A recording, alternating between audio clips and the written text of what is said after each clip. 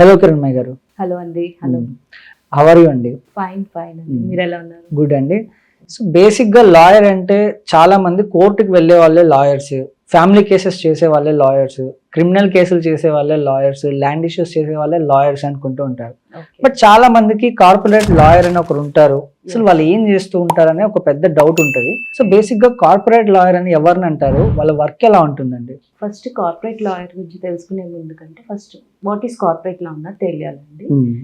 Corporate law వచ్చేసేసి ఏదైనా సమస్యలో ఒక కంపెనీకి రిలవెంట్ ఎలాంటి గైడెన్స్ కావాలన్నా, ఎలాంటి వాళ్ళకి ఎలాంటి సమస్య లీగల్ సమస్యలు వచ్చినా దాన్ని గైడ్ చేసి ప్రతి చోట స్టార్టింగ్ కంపెనీ స్టార్టింగ్ నుండి ఫార్మేషన్ నుండి managing, organising, dissolution, after dissolution also corporate law works anamata. Okay. It is the only department where even after winding up the company, corporate law will govern the company. So that it is that area. Company act annadi manaki company laws prati chota govern chestu untundi. Management kaina company kaina it should align with the law.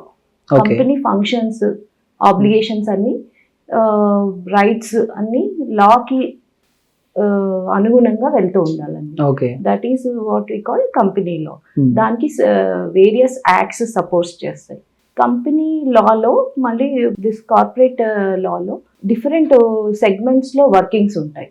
ఒక company working వచ్చేసి ఒకటేమో contracts ఉంటుంది, ఇంకోటి litigation, ఇంకొకటి land acquisition, వేరే companies.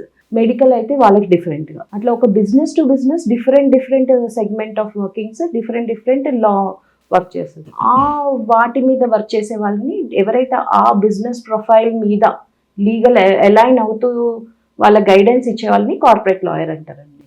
Okay.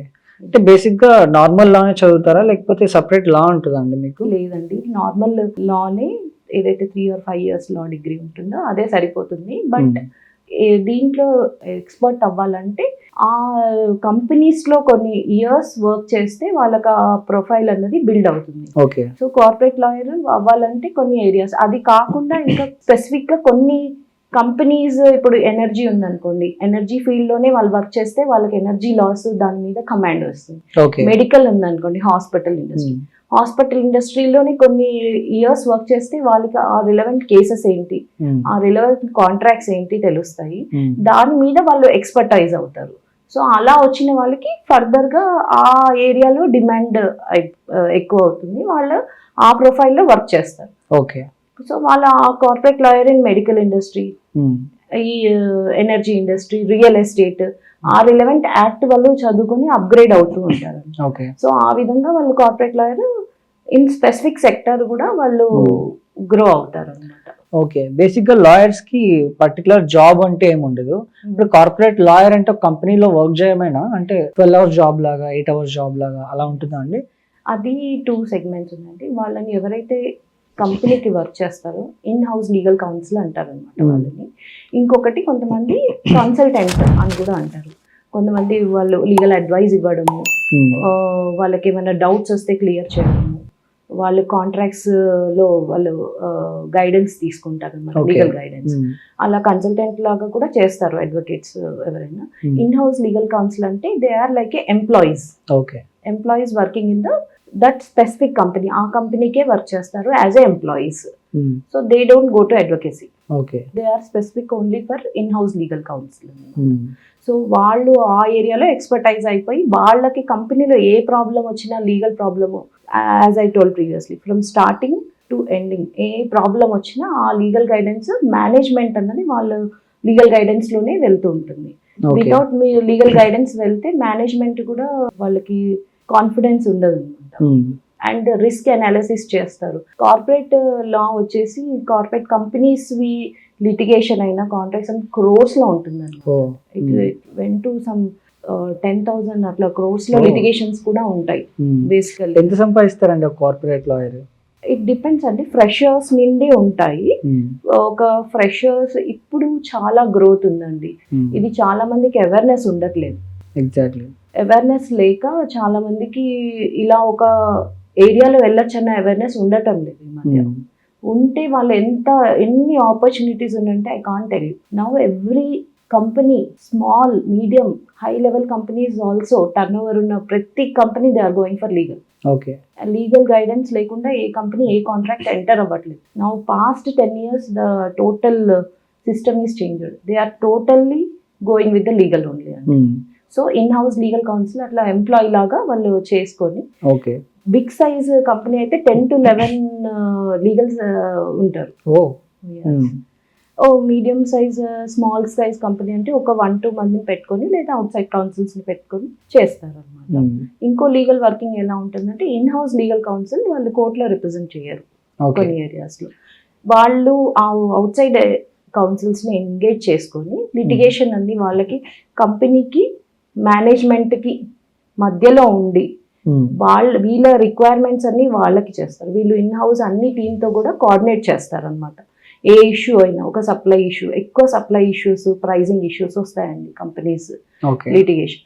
అది వీళ్ళు technical గా కాకపోయినా లీగల్ గా వీళ్ళకి టెక్నికల్ పీపుల్ తో ఒక లీగల్ పర్సన్ కూర్చొని వాళ్ళతో డిస్కస్ చేస్తారు ఇష్యూ ఏంటి, ఏ ఏరియాస్ లో మనకి రిస్క్ ఉంది, ఏ ఏరియాస్ లో మనము ఫైట్ చేయగలుగుతాము, మన డిఫెన్స్ ఏరియా ఏంటి. ఫస్ట్ అవి ఒక కార్పొరేట్ లాయర్ కి ఉండాలన్నమాట ఐడియా.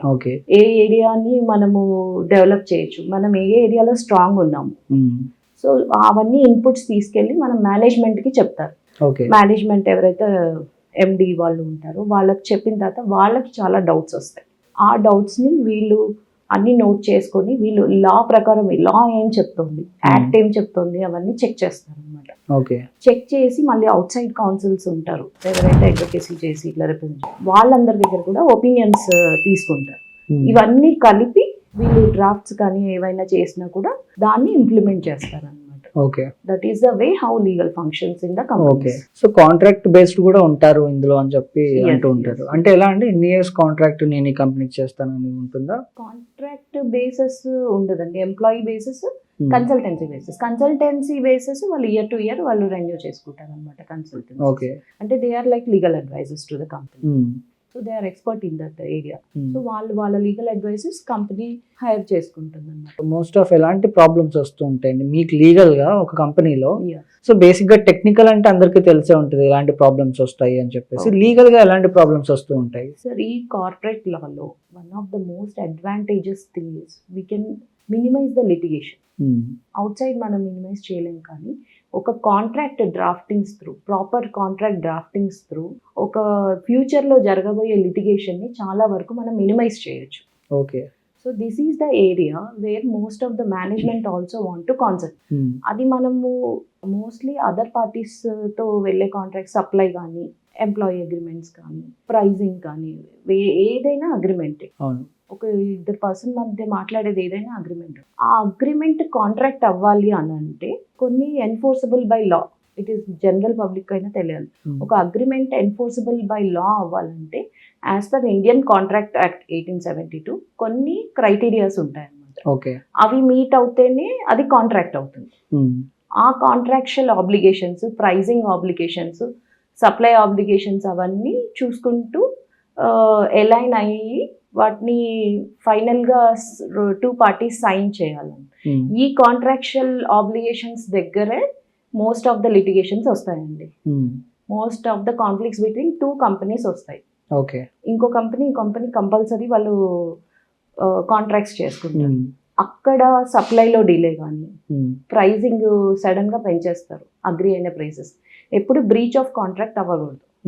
ఒక అగ్రి అయిన బ్రీచ్ ఆఫ్ కాంట్రాక్ట్ కి ఎల్డీస్ అవన్నీ చాలా పడతాయి అన్నమాట, డ్యామేజెస్. సో అవన్నీ కోర్టు పరిగణలోకి వెళ్ళిపోతాయి అన్నమాట.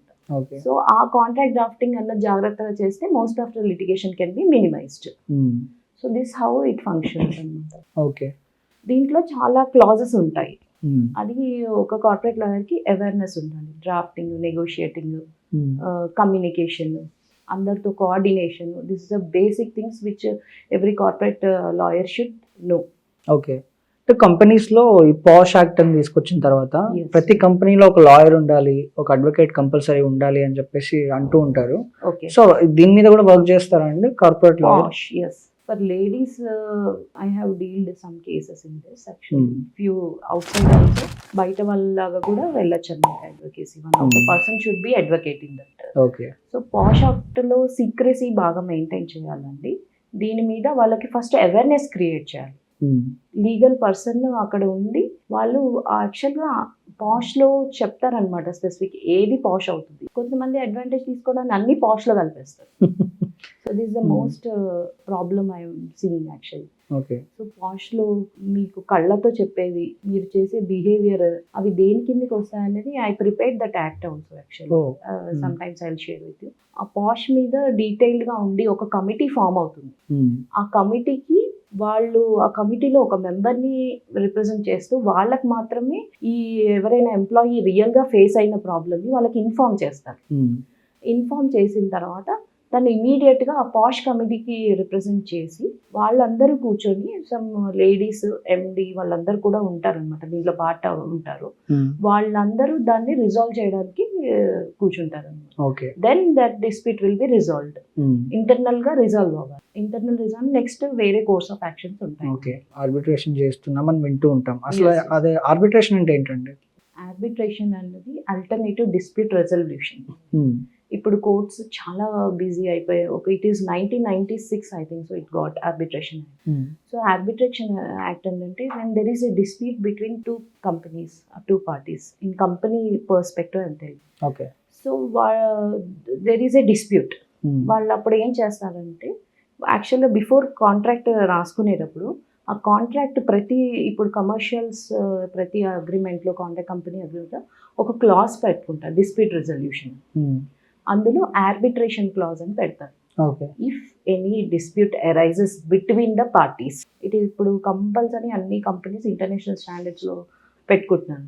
Any dispute arises between both parties, so then they will write first they will mutually discuss. అంటే మేము రాస్తాం అన్నమాట మ్యూచువల్లీ డిస్కస్. అప్పుడు కూడా సెటిల్ అవ్వకపోతే then will go for arbitration అని అంటారు. Arbitrator is a person. He is like they may be retired judge or a professional in that industry. He will be appointed by this both parties where they will agree. We'll appoint 1 person, 2 person or 3 persons అని వాళ్ళు రాసుకుంటారు. రాసుకుంటారు. లేకపోతే if they don't have mutual understanding on that arbiter to be appointed, then they will approach court. Court will appoint the arbitrator. Then that arbitrator ఏం చేస్తారంటే ఆయన కూర్చొని వీళ్ళవి ఏమైతే ఇష్యూస్ ఉన్నాయో అవన్నీ వెరిఫై చేసి, దే ఆర్ ఎక్స్పర్ట్ అనమాట. మోస్ట్లీ రిటైర్డ్ జడ్జెస్ కూడా ఉంటారు. Yes, it is equal to వాళ్ళన్ని టెక్నికల్ స్పెసిఫికేషన్స్ దగ్గర నుండి ఎవిడెన్సెస్, వీళ్ళు ఇచ్చిన స్టేట్మెంట్స్ అన్నీ చెక్ చేస్తారు. చెక్ చేసి ఫైనల్గా వాళ్ళు ఒకటి అవార్డు అనేది ఇస్తారు. అండ్ అవార్డు కోర్ట్ అవార్డుతో ఈక్వల్ అనమాట. సో దాన్ని డిస్ప్యూట్ ఎందుకు అంటే కంపెనీస్ మోస్ట్లీ దాన్ని ఎందుకు తీసుకుంటారంటే దానివల్ల టైం సేవ్ అవుతుంది. కోర్టు ప్రొసీడింగ్స్, కోర్టుకి చాలా ఇది ఉంటాయి. ఈ ఇండస్ట్రీ రిలేవెంట్ డిస్ప్యూట్స్ కొంచెం వరకు బర్డెన్ రెడ్యూస్ చేస్తుంది. సో ఈ రెడ్యూస్ చేస్తుంది టైం ఎఫిషియన్సీ అండ్ తొందరగా సెటిల్ అవుతాయి matters. Cost also reduces. So వాళ్ళకి specific secrecy is the main one of the thing.